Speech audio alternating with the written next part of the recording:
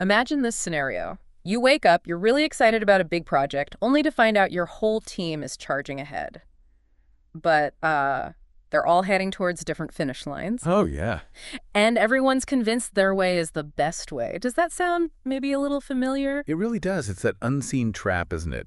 In today's world, things move so fast, work is complex, and that kind of misalignment.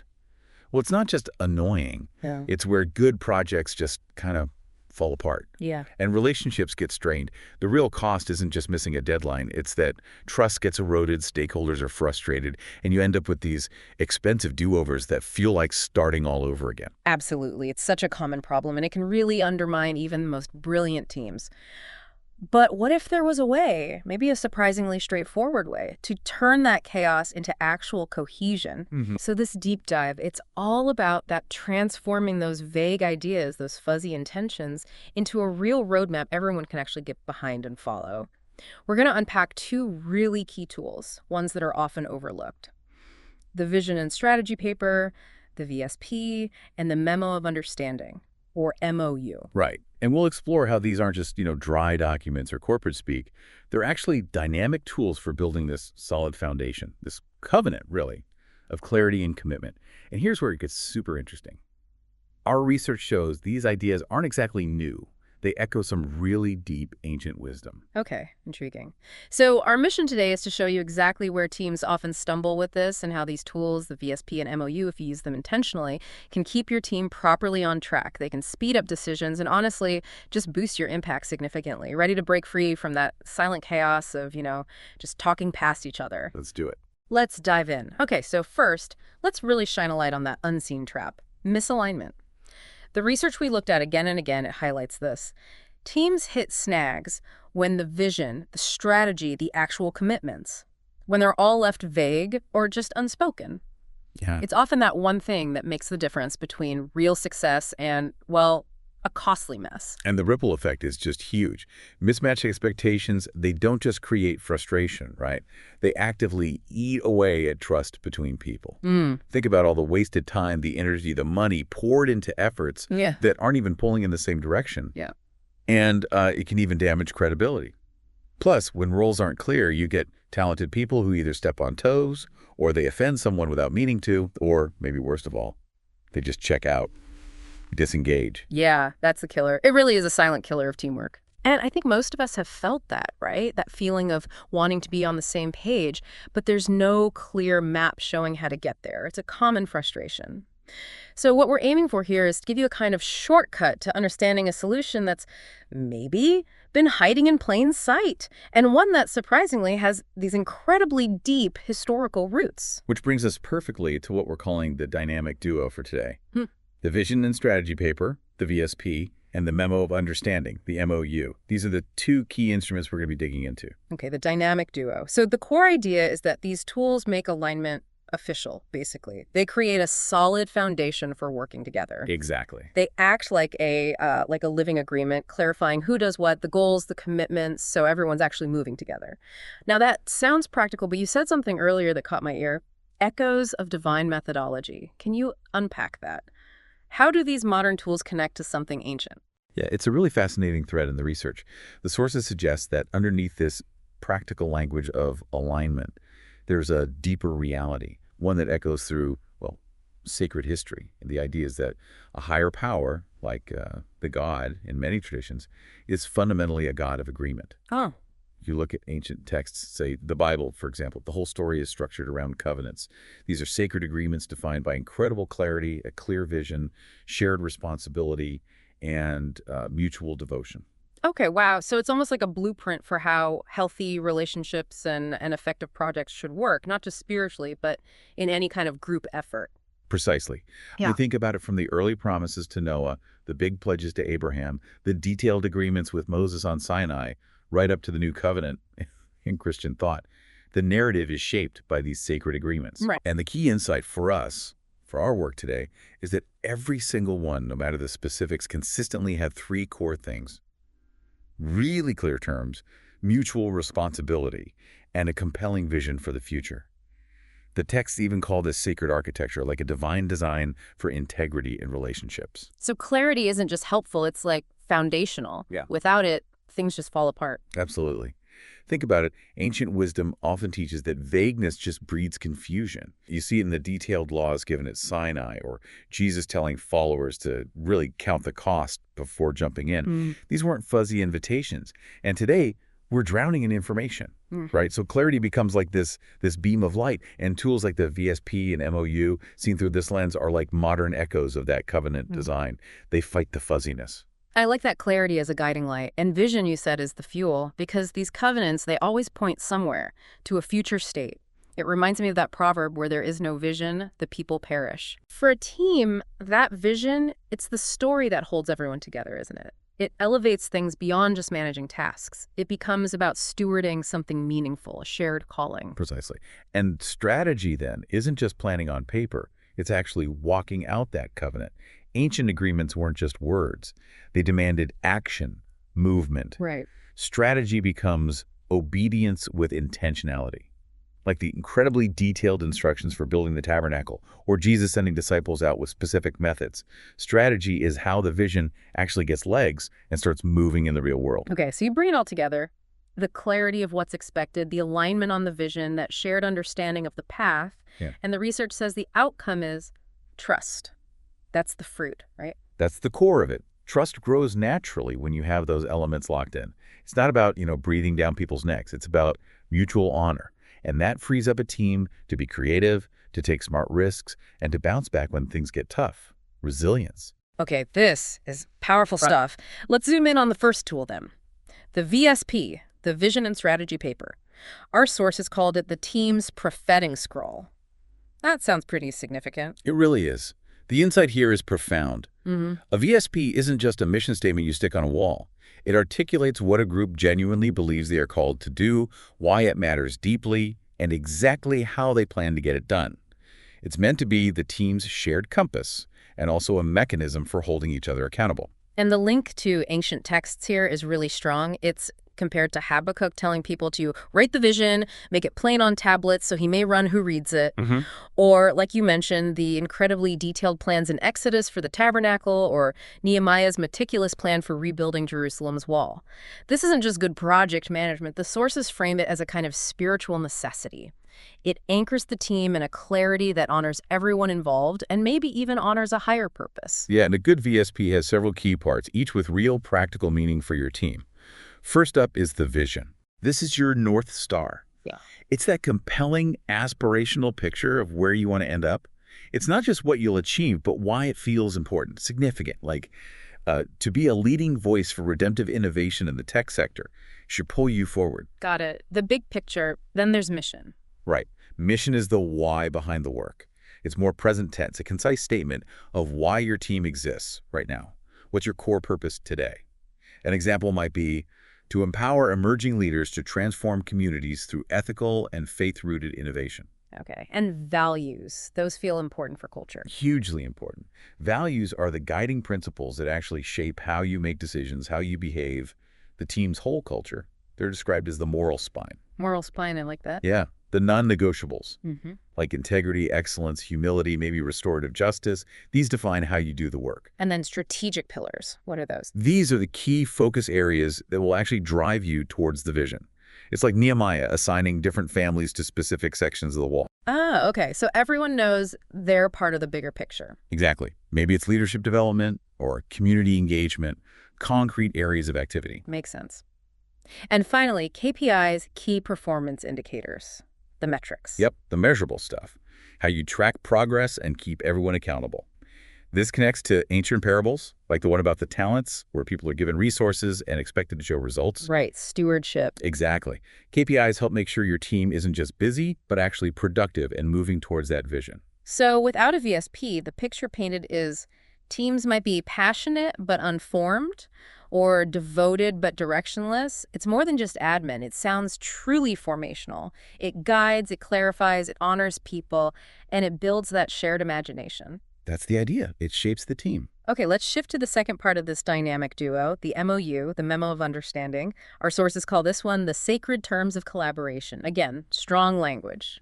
It is. And the core purpose here is clarifying relationships and roles, especially when you're partnering with others or working across different teams or departments. It's framed as a binding declaration of relational stewardship. Relational stewardship. Okay. Yeah, it outlines precisely what each party will do, how you'll work together, and crucially, how you'll hold each other accountable. The ancient parallel you mentioned was striking too. Like the Sinai covenant terms were clear, written down, agreed upon. Exactly. Or even thinking about agreements between early leaders like Paul, Peter, James, and John in the New Testament, where they clearly divided up responsibilities but stayed united in purpose. It's about making things explicit, not just assuming everyone's on the same page. Which rarely works out well. Rarely. So the MOU also has some critical components for making collaboration actually work. First, individual roles and responsibilities. Super important. Absolutely. Who does what, by when, and to what standard? Like, the program director handles logistics, the worship lead curates music. Again, think Nehemiah 3. Each family knew exactly which section of the wall was theirs. It just cuts out the guesswork. Yeah, avoid stepping on toes or things falling through cracks. What's next? Communication protocols. How often do you meet? What tools do you use? Zoom, email, Slack? When do decisions need to be escalated? So actually writing down weekly check-ins via Zoom or use email for general updates. It sounds basic, but it prevents so much confusion. It echoes ancient practices of setting clear times and places for important talks. Okay. Then decision-making processes. That can be tricky. Very. So the MOU defines who has the authority to make which decisions. How are they made? Is it consensus? Majority vote? When does a leader need to sign off? An example might be, major ministry direction changes require team prayer plus consensus plus the lead pastor's sign-off. This mirrors how early communities made big decisions collaboratively, but with clear structure. Got it. And resource allocation, money, time, people. Yep. Documenting how budgets, time, even things like shared files or intern support are managed and shared, like volunteers access shared files via Dropbox, or each team gets 10 hours a week of intern support. It's about good stewardship, like those ancient leaders managing resources carefully for big projects. Makes sense. And the last one sounds crucial, conflict resolution pathway. Absolutely critical. This identifies clear, pre-agreed steps for what happens when tension or disagreement inevitably pops up. Because it will. It always does. So maybe the first step is a private conversation between the involved parties, like Matthew 18 suggests. The sources really stress that hidden conflict just destroys unity. An MOU gives you a map, a pathway for reconciliation, which protects relationships when things get tough. The benefits seem huge then. The MOU removes guesswork, eliminates deadly ambiguity. It's not just about covering your bases legally. It sounds like a relational safeguard. It provides security, stability, shared responsibility. It protects unity when you're actually doing the hard work together. That's exactly the goal. It builds a container for healthy collaboration. Now, to really understand the stakes here, the difference this clarity makes, our sources offer these two incredible contrasting stories from ancient history. They really show what happens when teams are truly aligned and when they're, well, not. We're talking about the Tower of Babel versus the building of the Tabernacle. Yeah, this contrast is stark. Yeah. Let's start with Babel from Genesis 11. On the surface, you see what looks like a dream team, right? Totally. They're unified in language. They're working together incredibly well. They have a clear, shared plan. Let's make a name for ourselves. It looks like peak performance. Sounds like a team any CEO would want, right? Unified, driven. Right. But the fatal flaw, according to the analysis, was what they were unified around. Their vision, while clear to them, was fundamentally out of step with a larger divine purpose. Their alignment was all horizontal just between themselves, but it lacked that vertical connection, that accountability to something bigger. And the result, we all know the story. Confusion, scattering, fragmentation. The sources argue that unity without that higher purpose isn't true unity at all. It's actually collusion. It's described as a kind of spiritual rebellion dressed up as teamwork. Wow. Okay. Can you give a modern example? Sure. Think about a church or maybe a nonprofit planning a big community event. Everyone's working hard, the leader, the event planner, the outreach coordinator. But if they haven't explicitly agreed on the primary goal, is it evangelism? Is it community building? Is it just running a smooth event? Then even with good intentions, you end up with disappointment, maybe even resentment, One person feels the spiritual aspect was missed, another feels the community connection wasn't deep enough. That's the danger of assuming alignment instead of explicitly agreeing on it. Okay, that really clarifies the Babel side. Now contrast that with the Tabernacle from Exodus. Hmm. Here, God calls Moses and gives incredibly specific instructions, materials, measurements, who does what job. It almost sounds like, well, micromanagement. It could seem that way at first glance. But the insight from our sources is that this wasn't micromanagement in a negative sense. It was divine orchestration. Every single detail, down to the patches and loops, pointed toward a larger reality. It demonstrated that excellence and true purpose flow from covenantal clarity. Ah, okay. Roles were meticulously defined. Every contribution, from the fine linen to the acacia wood, was specifically called for and valued. The entire community understood the purpose and bought into it. And the result wasn't just, building a tent. It wasn't just productivity for its own sake. Exactly. It fostered this deep sense of purposeful belonging. Mm-hmm. People knew their contribution mattered to the whole. It's presented as this powerful template for kingdom-aligned teamwork. It shows that when structure emerges from clear agreement and a shared, transcendent purpose, the result is something truly meaningful and lasting. That contrast is incredibly powerful. Babel versus Tabernacle. Unity for self versus unity in service to a higher calling, enabled by clarity. Okay, so we've seen how vital these documents, these agreements can be. Mm-hmm. But it does bring up a really important question, I think. How do you find that balance, between having this helpful structure and remaining flexible, spirit-led, agile, creative? Because let's be honest, too much structure can feel stifling, right? It can feel like bureaucracy just takes over. That's a fantastic point, and it's a tension that needs careful navigation. Yeah. What's really interesting is that even in the ancient texts, these covenants, while they were formal and precise, they weren't rigid just for the sake of being rigid. They adapted. Think about how the covenants unfolded differently with Noah than Abraham than Moses. They met the needs of the time and context, and that's the model for us, creating what our sources call living covenants of shared mission. Living covenants. Okay. But what about the danger of over-administration? I mean, I've definitely seen teams get bogged down in what you call documentation idolatry earlier, spending more time updating the VSP than actually doing the mission. What are the pitfalls we need to watch out for? Yeah, the pitfalls are real. Mm-hmm. Micromanagement, becoming inflexible, and that documentation idolatry you mentioned. It's like that ancient critique of the Pharisees. Mm-hmm. They followed the letter of the law meticulously, but completely missed the spirit, the heart behind it. Right. VSPs and MOUs absolutely must serve the mission. They can't become the mission itself. Mm-hmm. Remember, structure isn't the enemy of the spirit. Used wisely, it's meant to be its vessel, its channel. Okay, so how do we keep them as living documents? How do we make sure they're supporting growth, like a trellis, rather than becoming chains? Well, the sources suggest a few key things. First, review them regularly, maybe quarterly, maybe twice a year. Don't just write them and file them away. Evaluate them through prayer, through open and honest team feedback, and then update them transparently. Everyone should know when changes are made and why. Thinking of it like a trellis is a great analogy. It guides the growth, but doesn't choke it. That makes sense. Are there practical strategies for building in that flexibility right from the start? Definitely. Start the whole process with deep listening to each other, listening for that deeper guidance or spiritual direction before you even start writing. Use language that allows for some breathing room. Instead of rigid words like always or never, maybe use phrases like generally or our current approach is, or this may be adjusted as needed. Okay, softer language. Yeah. And maybe most importantly, build a culture where reassessment is normal. Make realignment normal, not reactive, so it doesn't feel like a crisis every time you need to adjust the plan. And finally, empower people.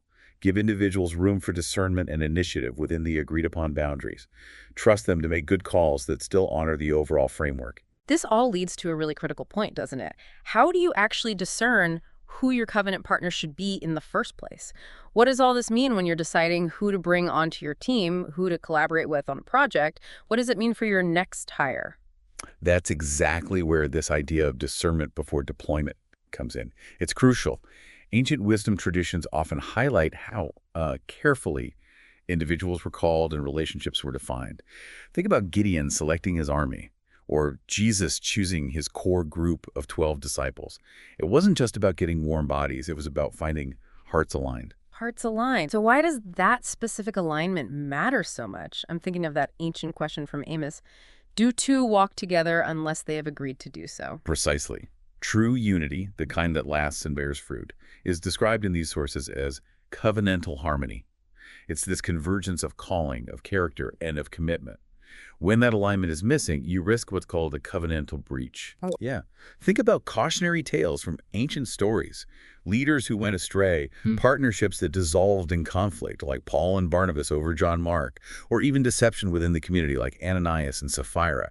These were often rooted in a fundamental misalignment that eventually broke the relationship or the mission. Okay, so if you want to build those really unified, high-impact teams, the research offers a kind of checklist, doesn't it? A checklist for covenantal alignment, or the gate of alignment, to use before bringing someone into a significant partnership. Yes, it provides a framework for discernment. First, vision alignment. Do they genuinely deeply resonate with the core God-given vision? Remember, where there is no vision, the people perish. You're listening for that spark of personal conviction, not just someone saying the right words. Got it. Conviction, not just agreement. Second, Values alignment. Is there a shared sense of ethics, of how you treat people, how you operate? As the proverb says, a house divided against itself will not stand. Look for consistency between what they say they value and how they actually behave. actions speak louder. Okay, third, Skill set match. Do their actual abilities fit the role and responsibility you need filled? The wisdom here is each of you should use whatever gift you have received to serve others. Maybe test skills with a small project. Don't just rely on a resume. Ensure it's a real fit. good point. Fourth, commitment level. Are they really ready and willing to count the costs, to prioritize this work? Remember, let your yes be yes and your no, no. Be upfront about the demands and make sure they understand and are truly willing. Fifth, team fit. This is about relational intelligence. Do they have the humility, the flexibility, the emotional maturity to work well with others? The call is to make every effort to keep the unity of the spirit through the bond of peace. How do they handle disagreement? How do they collaborate? That's huge. And the final check. Understanding of the VSP and MOU. Do they actually get the direction the team is heading, the VSP, and understand their specific role and the rules of engagement, the MOU? Back to Amos 3.3. Do two walk together unless they have agreed? Some sources even suggest having new partners formally acknowledge reading and understanding both documents. It sets that foundation of informed consent, shared responsibility, and trust right from the beginning. Wow. Okay, we've covered a lot of ground today. We've journeyed from that frustrating chaos of misalignment all the way to the kind of powerful cohesion that vision and strategy papers and memos of understanding can offer. We've seen how these maybe seemingly modern tools actually echo these deep, ancient, even sacred covenants built on timeless patterns of clarity, vision, strategy, and ultimately trust.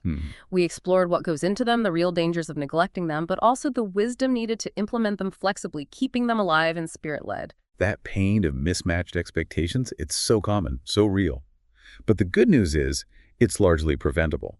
By choosing to lead with clarity, by building good structure, by fostering intentional agreement, you really can transform those fuzzy assumptions into clear, actionable agreements. You can protect those vital relationships and truly empower your team not just to get started, but to really soar. So as you think about your own teams, your own projects, maybe ask yourself this. Are your agreements treated with the same seriousness, the same sacredness as your callings? Let your VSP be that scroll of clarity for everyone. Let your MOU be that tablet of trust you build on. And as that ancient wisdom from Habakkuk urges, write the vision, make it plain on tablets so he may run who reads it. Let your work, your collaboration, be a living example of how heaven's order, that divine pattern of clarity and agreement, can actually touch Earth's reality, turning teamwork into something truly consecrated.